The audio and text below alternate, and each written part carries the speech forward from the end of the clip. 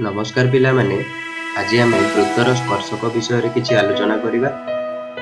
एही अध्याय रे आमे स्पर्शक कोन ताहा जानिबा।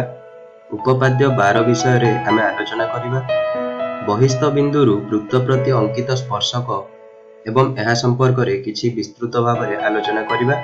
उपपाद्य 13 एवं उपपाद्य 14 संपर्क रे विशद भाव रे आमे आलोचना करिबा। प्रथमे आमे जानिबा स्पर्शक कोन। एठारे तीनोटी चित्र दिया जाइछि। तीनोटी चित्र रे गोटिए वृत्त रे विभिन्न प्रकारर सरल रेखा अंकित होई अछि। आमे जानिछे जे एक सरल रेखा वृत्त को दुईटिरु अधिक बिंदु रे छेद करि परिबा नाही। आमे वृत्त एवं एक सरल रेखा अंकन करी विभिन्न संभावना को गोटिए गोटिए करी आलोचना करिबा। प्रथमे आमे स्पर्शकर संज्ञा कोन ता देखिबा। संज्ञा कहूछि जे गोटिए समतल रे अवस्थित एक वृत्त एवं एक सरल रेखार गोटिए मात्र साधारण बिंदु बा छेद बिंदु थिले उक्त सरल रेखा को वृत्तर एक स्पर्शक बोली कुहाଯାଏ एवं सेमानंकर साधारण बिंदु को संपृक्त स्पर्शकर स्पर्श बिंदु बोली कुहाଯାଇଥାଏ। वर्तमान आमे विभिन्न संभावना को नहीं साधारण बिंदु, स्पर्शक एवं स्पर्श बिंदु एही समस्त विषय रे आलोचना करिबा। वृत्तर केंद्र और स्पर्श बिंदु को जोग करुथिबा रेखाखंड को स्पर्श बिंदुगामी व्यासार्ध बोली मध्य कुहाଯାଇଥାଏ। वर्तमान आमे प्रथम संभावनाटी को आलोचना करिबा। एठारे एक वृत्त एबीसी रही अछि एवं एहार बहिस्थ एक सरल रेखा एल रही अछि। एपरि परिस्थिति रे एही सरल रेखा एल एवं वृत्त मध्य रे कोनोसीटी साधारण बिंदु नाही। तेणु करी सरल रेखा एल और वृत्तटी परस्पर अणछेदी अटंती। एही परि क्षेत्र रे वृत्तर कोनोसी स्पर्शक नाही बोली आमे कहिबा। वर्तमान आमे द्वितीय संभावनाटी को देखिबा। एठारे एबीसी वृत्तटी सरल रेखा एल द्वारा दुईटी बिंदु पी एवं क्यू रे छेद होई अछि। सरल रेखा एल और वृत्त मध्य रे दुईटी साधारण बिंदु बा छेद बिंदु रही अछि। तेणु करी आमे कहि परिबा सरल रेखा एल और वृत्त परस्पर छेदी अटंती। एही क्षेत्र रे एल को छेदक रेखा बोली कुहाଯାଏ। वर्तमान आमे छेदक कोन ताहा जानिले। तृतीय संभावनाटी देखिबा। एठारे सरल रेखा एल टी एबीसी वृत्त को केवल गोटिए मात्र बिंदु टी बिंदु रे स्पर्श करि अछि। सरल रेखा एल और वृत्त परस्पर छेदी अटंती किंतु सेही छेद बिंदुटी केवल गोटिए रही अछि। सरल रेखा एल टी वृत्त को केवल टी बिंदु रे छेद करि अछि।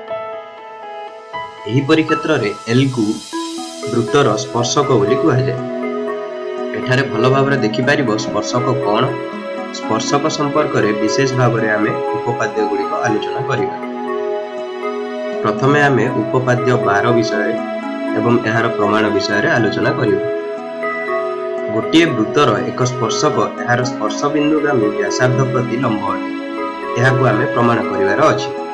चित्र साहाय्य रे एवं एहार विश्लेषण द्वारा आमे एही प्रमाणटी को करिबा। प्रथमे आमे चित्रटी को देखिबा।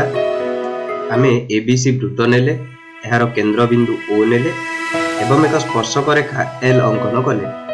दत्त अछि जे एबीसी वृत्तर केंद्र ओ अटे, एल रेखा एक स्पर्शक अटे एवं पी बिंदुटी स्पर्श बिंदु अटे। ओपी हेउछि पी बिंदुगामी व्यासार्ध।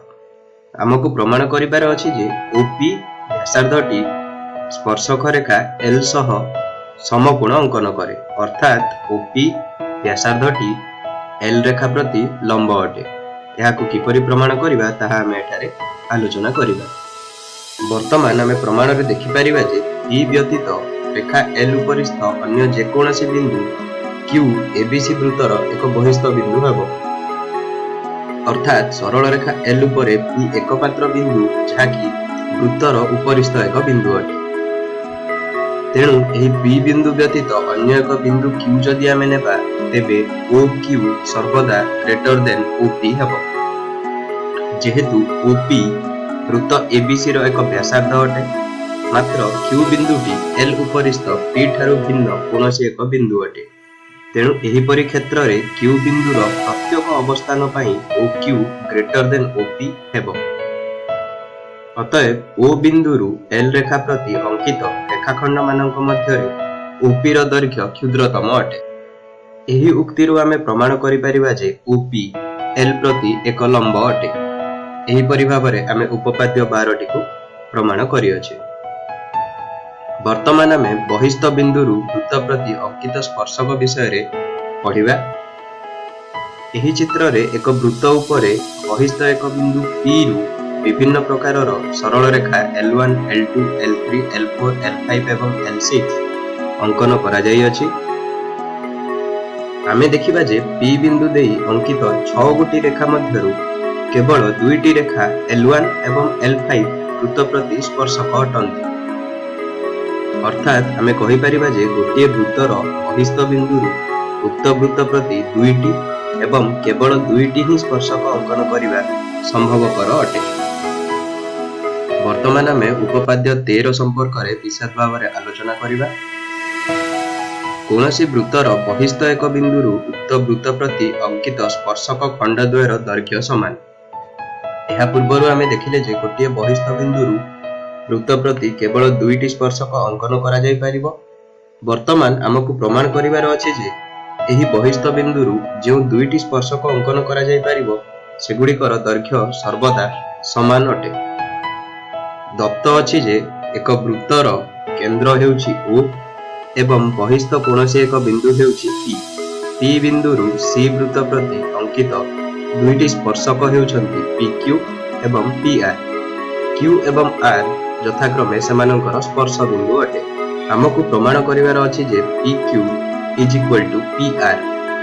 ଏହି ପ୍ରମାଣଟିକୁ କରିବା ପାଇଁ ପ୍ରଥମେ ଆମେ OP, OQ ଏବଂ OR ଅଙ୍କନ କରିବା।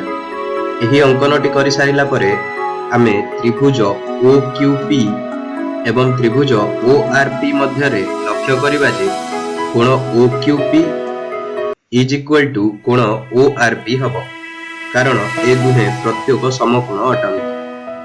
ଠିକ୍ ସେହିପରି ଭାବରେ OP = OP ହେବ, କାରଣ ଉଭୟ ତ୍ରିଭୁଜରେ OP ଏକ ସାଧାରଣ ବାହୁ ଅଟେ।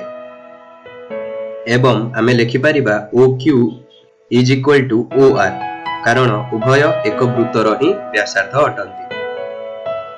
ତେଣୁ ଏଠାରେ ଆମେ ସକ ବା ଅର୍ଥାତ୍ ସମକୋଣ, କର୍ଣ୍ଣ ଏବଂ ବାହୁ ସର୍ବସମତାକୁ ବ୍ୟବହାର କରି ପ୍ରମାଣ କରିପାରିବା ଯେ ତ୍ରିଭୁଜ OQP ଏବଂ ତ୍ରିଭୁଜ ORP ସର୍ବସମ ଅଟନ୍ତି।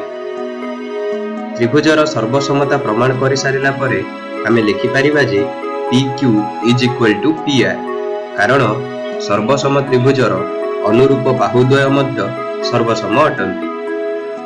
ଏହା ହିଁ ଆମର ଆବଶ୍ୟକୀୟ ପ୍ରମାଣ ଅଟେ। ଏହିପରି ଭାବରେ ଆମେ ଉପପାଦ୍ୟ 13ଟିକୁ ପ୍ରମାଣ କରିପାରିଲେ। ବର୍ତ୍ତମାନ ଆମେ ଉପପାଦ୍ୟ 14 କ'ଣ ତାହା ବିଷୟରେ ଆଲୋଚନା କରିବା। ଉପପାଦ୍ୟ 14 ଅନୁଯାୟୀ ଏକ ବୃତ୍ତର ବହିସ୍ଥ କୌଣସି ଗୋଟିଏ ବିନ୍ଦୁ P ଦେଇ ବୃତ୍ତ ପ୍ରତି ଏକ ସ୍ପର୍ଶକ ଖଣ୍ଡ PT ଏବଂ ଏକ ଛେଦକ PAB ଅଙ୍କିତ ହେଲେ PA × PB = PT² ହେବ। ଏହାକୁ ଆମେ ଚିତ୍ର ମାଧ୍ୟମରେ ବୁଝିବା ଏବଂ ପ୍ରମାଣ କରିବା।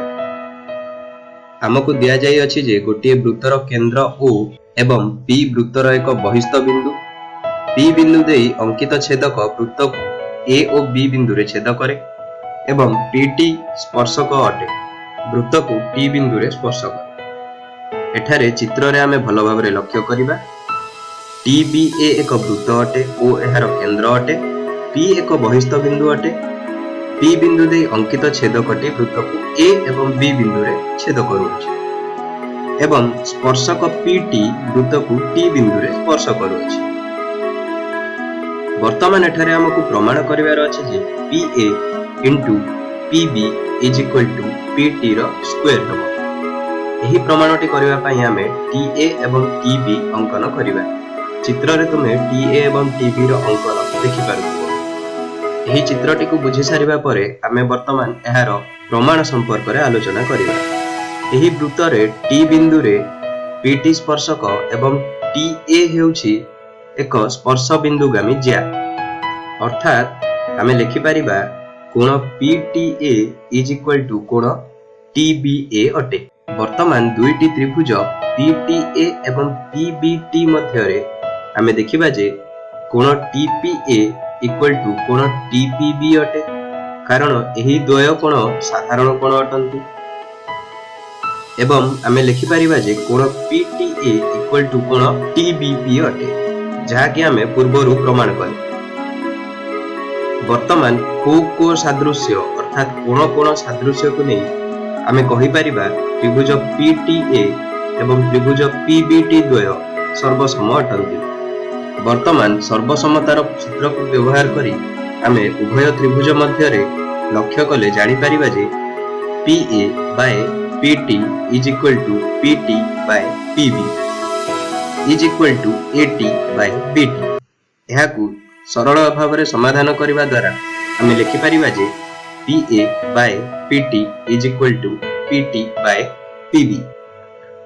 वर्तमान एहाकू वज्रगुणन पद्धति रे गुणन कले आमे देखिबा PA into PB is equal to PT रो स्क्वायर। एहा ही हमर आवश्यक प्रमाण अटे। पिला माने एही अध्याय रे आमे स्पर्शक कोन ताहा सिखिले, उपपाद्य 12 विषय रे आलोचना कले, बहिस्थ बिंदुरु वृत्त प्रति अंकित स्पर्शक विषय रे आमे किछि जानिले।